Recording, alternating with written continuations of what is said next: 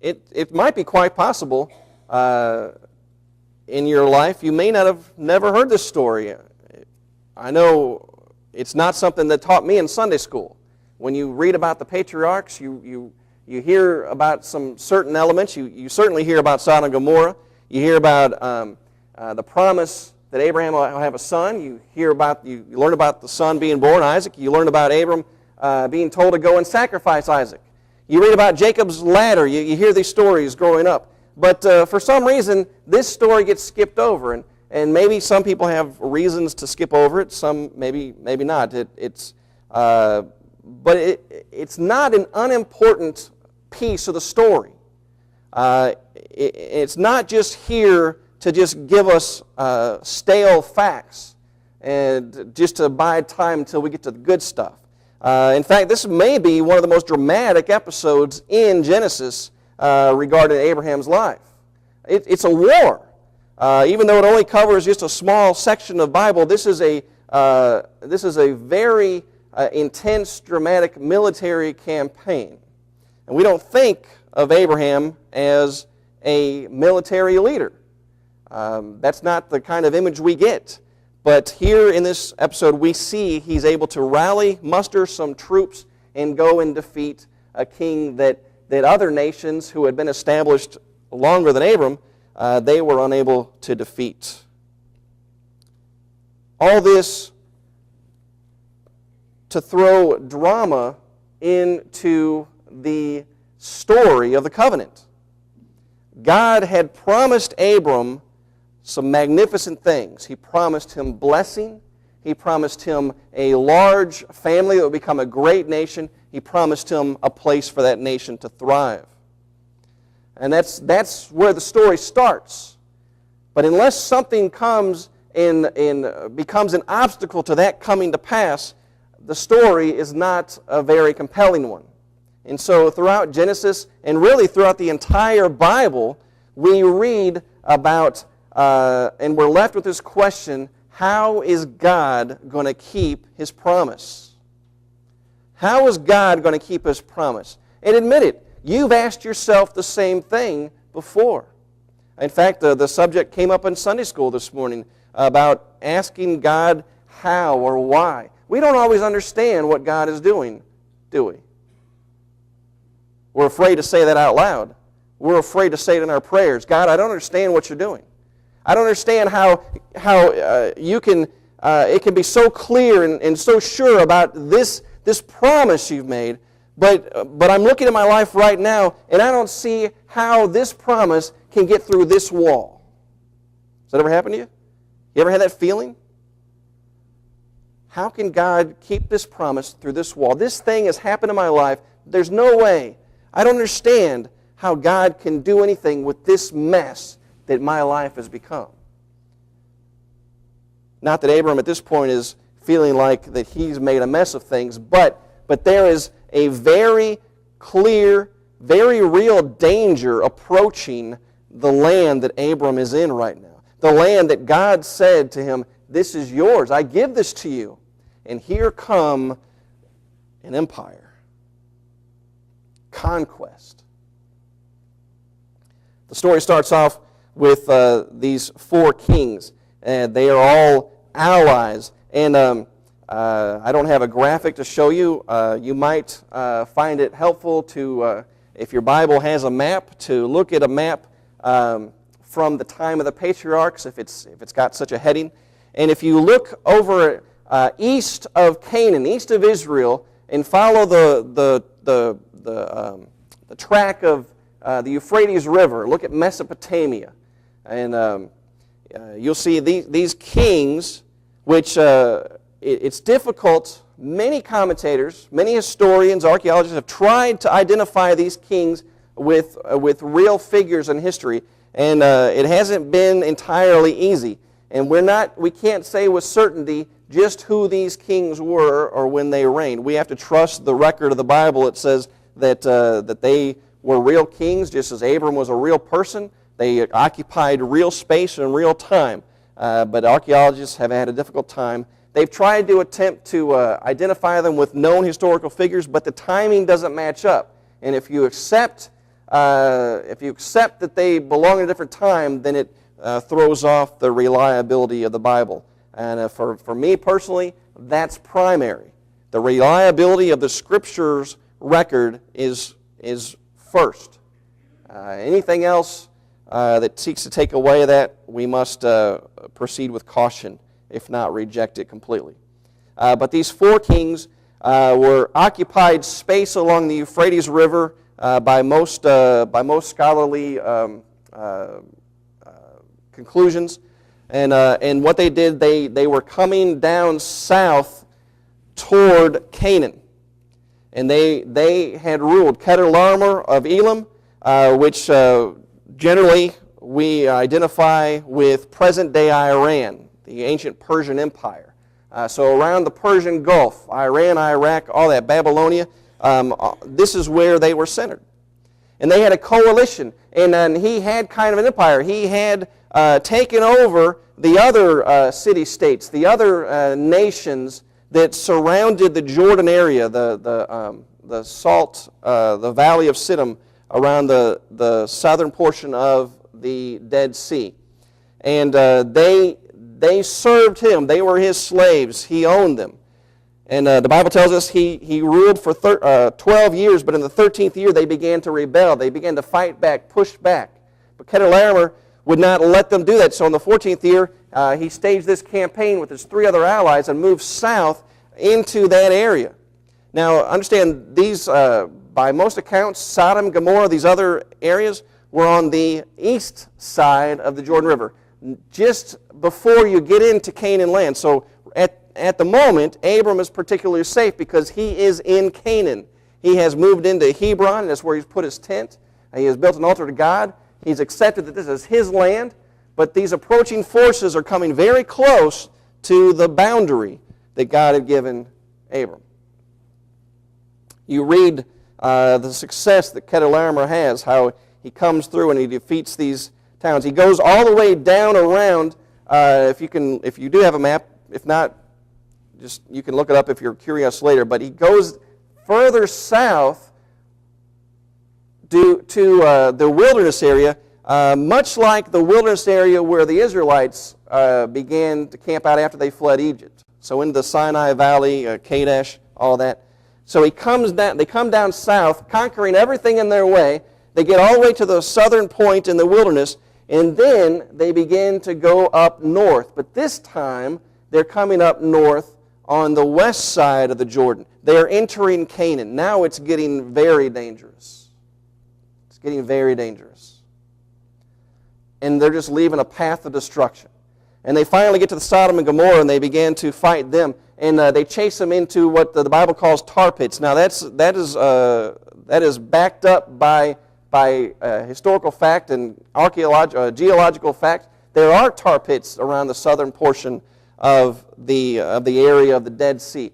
In fact, there's tar pits all around the world. Tar pits even in the United States here. In fact, animals they wander into the tar pits. They get pulled down and stuck.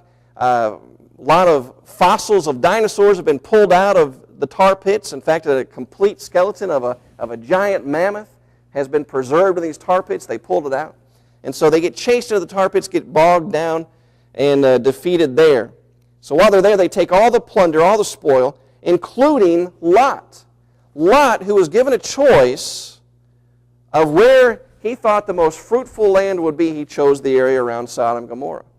Ultimately, you see the price he paid. He gets taken away as plunder, as he's kidnapped by this king. Somebody escapes and tells Abram that his nephew has been taken.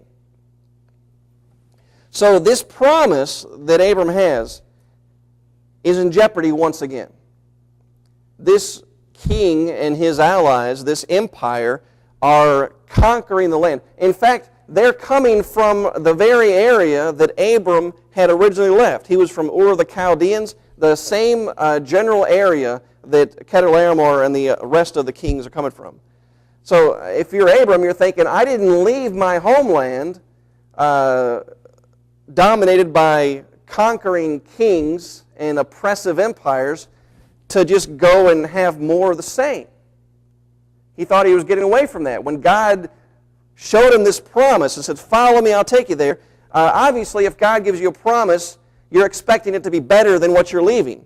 And I've showed you through the Scriptures that that was the case. It should have been the case. Abram expected that to be the case. You don't come to Christ if you don't believe that the life in Christ that you're entering is better than the lives of sin you're leaving, do you?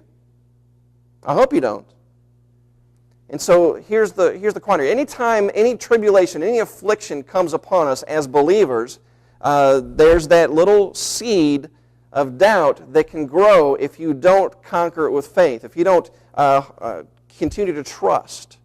Because if you cease to trust, you will be conquered, you will be defeated, you'll be led away from God. But Abram here is watching and hearing the reports of this thing happening where the land is being overrun by these Mesopotamian kings, land promised to him by God. Now he's moved his tent for God. He's moved it deeper in to a situation that he was unsure of. But now he's got to secure it. He moved his tent, now he's got to secure the tent. He's got to make sure it's safe. Now, his main concern, though, is not really the land, at least by his actions. His concern is the safety of his family member, Lot. He wants to rescue Lot. He will not stand by and let his family member go the way of oppression, become a slave, or become tortured, or ultimately killed by these wicked kings. So we see while he's been in the land, he has formed an alliance with other areas around him. He was allies with Mamre the Amorite, his brother Eshcol, and the brother of Anar. And so they got together. Abram gathered together trained men on retainer, people reserved for just such instances, 318 from his own household. Now those are the ones mentioned. We can assume that being allies with the Amorites here, we can assume that they supplied men as well. But Abram of his own house has 318 loyal men. They're not loyal to the Amorites. They're not loyal to Canaan. They're loyal to Abram. They serve him. They'll do what he asks. And so they follow Chedorlaomer up north on the west side in Canaan, all the way as far as Dan. And there he divides his forces. He proves to be a cunning military leader. He understands strategy. He knows how to win, and he does. He divides his force by night, is able to surround them and defeat them and pursue them. It says as far as Hobah, north of Damascus. And there he is able to bring back everything that was taken. He brings back the goods. He brings back Lot. He brings back Lot's possessions. He brings back the women and all the people.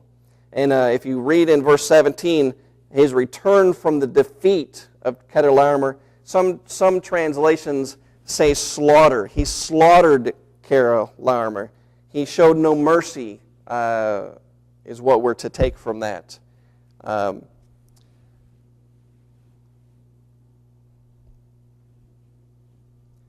Now, it seems like quite a feat, and I think it is. Chedorlaomer had 4 kings fighting against 5 and was able to overpower them. But then 4 kings, 4 nations allied together are defeated by a man with 318 soldiers. And that's how God works. We see God doing that throughout Scriptures. We see the small forces, the weakest looking of the two. We see the younger ruling over the older. We see the smaller forces beating the larger forces. God is at work. God is keeping His promise to Abram by allowing him, giving him strength. The security doesn't necessarily come from Abram's cunning or wisdom or any knowledge he has. The security comes from God, who made a promise and is keeping it. Now, the main point is not to incite us to become fighters, to become conquerors. If anything, it teaches us continued patience. Abram had every right, after this military victory, to set himself up as king of this land. I mean, that's what all these other kings had done. These kings had amassed some sort of power, some sort of wealth, that they could lord it over people, and they extracted tribute, physical hard labor, slave labor from people. And Abram was in a position he could do exactly the same. He could have said, "This is my land now. I saved you." In fact, he just rescued Sodom and Gomorrah, who we've already been told are wicked nations. He rescued them. He could have enslaved them and said, "Serve me, serve my God, do what I say. Pay tribute to me." But he did not, did he? In fact, the rest of the chapter will explain that. We'll get more in detail. It deserves its own message because of the appearance of Melchizedek, the king priest of Salem. But he gives everything back to the king of Sodom except for Lot. He said, "Just give me Lot. But you can have everything else. I don't want anything that belongs to you, the king of Sodom." So he will not jump the gun and take this land. We've touched on that before. But he will not take it. He will wait for God to give it to him.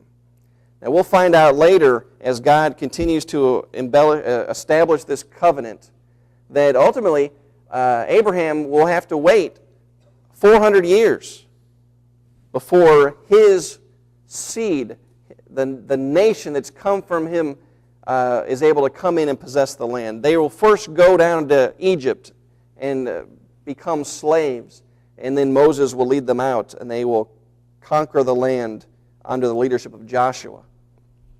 In fact, it's this very story, I believe, that gives the Israelites the courage to be faithful and follow God out of Egypt into the Promised Land.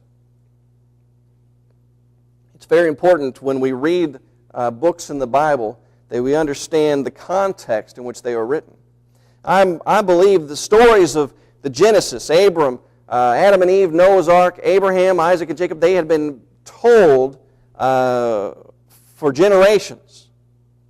But when it was finally put down in a scroll, written down as words to read, this was the time that the Israelites were coming out of bondage, coming out of Egypt to become the nation that God had prepared them to be.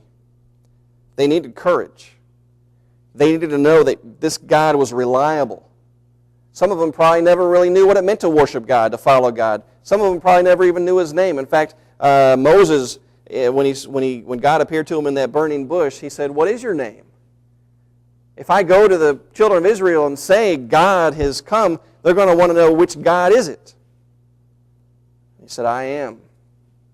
I am has sent you. Yahweh. You go tell them about me." Oh, they've probably heard stories, but you go and show them that I'm real. And so as they're wondering what's ahead in this land that Abram once walked, pitched his tent, built altars, and fought battles, what's it going to be like? What are we facing? And it's interesting, if you go through the Pentateuch and you read Numbers and Deuteronomy, and you read about the journey of the Israelites, you'll find that they more or less take the same path into Canaan that Chedorlaomer took in conquering these nations.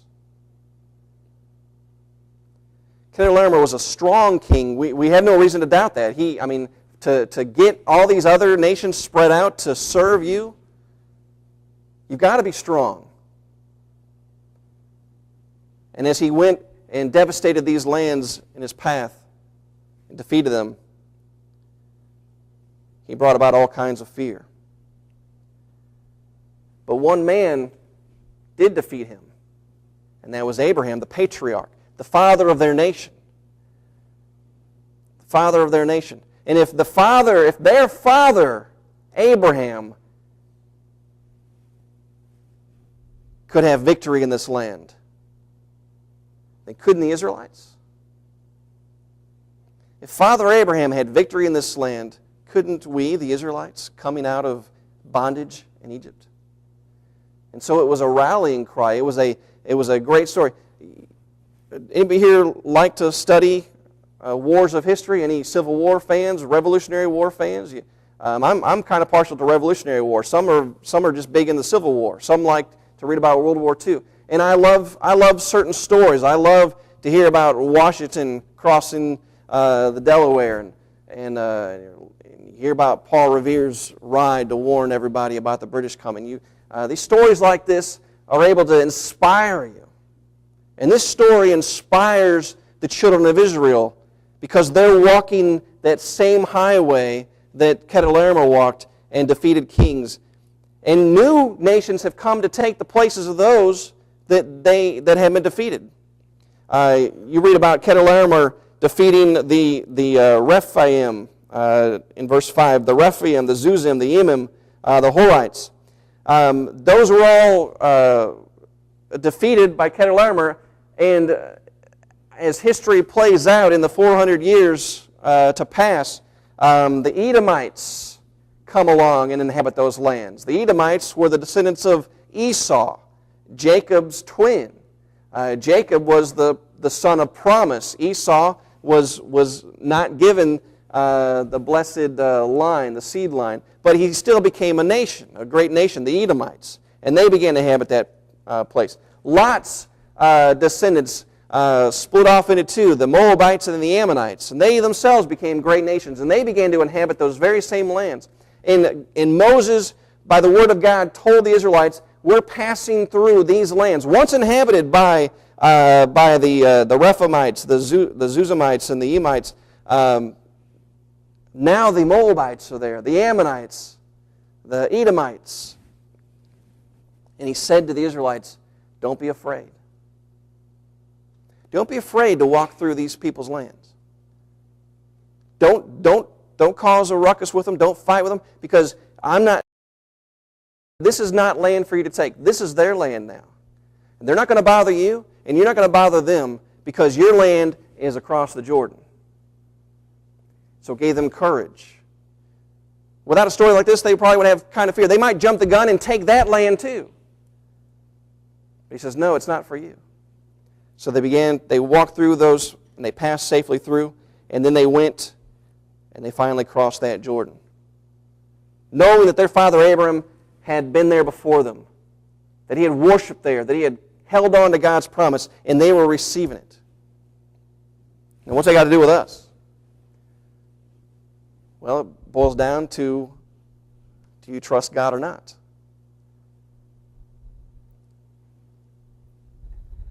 Following God is a mystery sometimes. To take a step toward Him when He beckons you, when He says, follow me, and you don't know what's there. You just don't know. All you know is He wants you to go there, but you don't know what that means. You know to follow Him means salvation, but you don't know what every day brings. The beauty of it is, you're not the first one to hear God's voice. You're not the only one to hear God's voice. Now, sadly, there's a lot of people like that today that are very outspoken, and they think they're the only ones to hear God's voice. Well, I got news for you. We've all heard God's voice. He's called us all. He wants us all to follow Him. He's got a promise for us all. He's got a blessing for us all. He has a land for us all, salvation for us all. So we can learn a lot from the generations before us. We can learn a lot from our forefathers, our ancestors, our fathers and grandfathers. We can learn from these heroes in the Bible to know that God was with them and He strengthened them. He secured their tent. And He'll secure yours too. The first step was to move your tent closer to Him, to follow Him. The second is to secure it with faith. Let Him strengthen you. God keeps all His promises. Do you believe that today? Do you believe that God keeps all His promises? Are you aware of what has been promised for you? If you've been in Sunday school looking at Ephesians, I can't think of a better book in the New Testament other than Ephesians that vividly lays out all the promises God has given, all the riches, the inheritance that's waiting. And we go as stones built upon stones on a solid foundation, the temple, the body of Christ. And in there is strength for you to continue every day, to never look back, to never fear, to never waver, to never doubt, but to go forward into the land that He's prepared for us all. Do you have that kind of faith? That's the faith we're called to trust, to know that this promise is real and it's ours.